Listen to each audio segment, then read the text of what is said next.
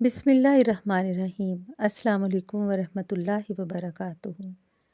انسان کی زندگی میں ایسے لمحات بھی آتے ہیں جب انسان خود کو بے بس، تنہا اور مکمل طور پر ٹوٹا ہوا محسوس کرتا ہے۔ کوئی سننے والا نہیں ہوتا، کوئی سہارا نہیں ملتا اور دل بوجھل ہو جاتا ہے۔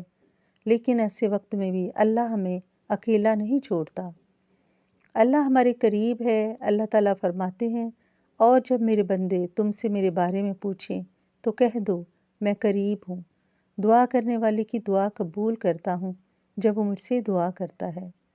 یہ آیت ہمیں یقین دلاتی ہے کہ جب سب دروازے بند ہو جائیں تب بھی اللہ کا دروازہ ہمیشہ کھلا ہوتا ہے۔ ہر مشکل کے بعد آسانی ہے۔ اللہ تعالیٰ فرماتے ہیں، بے شک ہر مشکل کے ساتھ آسانی ہے۔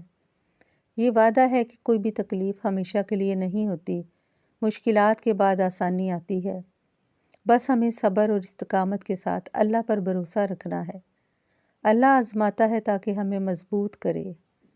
اللہ فرماتا ہے، کیا تم نے یہ سمجھ لیا کہ جنت میں آسانی سے داخل ہو جاؤ گے، حالانکہ ابھی تم پر وہ حالات نہیں آئے جو تم سے پہلے لوگوں پر آئے تھے۔ مشکلات ہمیں مضبوط بناتی ہیں اور اللہ کے قریب کرتی ہیں۔ جو لوگ ان حالات میں اللہ پر یقین رکھتے ہیں وہی کامیاب ہوتے ہیں۔ اللہ کو اپنا سہارا بنائیں۔ رسول اللہ صلی اللہ علیہ وآلہ وسلم نے فرمایا، اگر تمہیں کوئی دکھ پہنچے تو کہو حسبنا اللہ و نعم الوکیل۔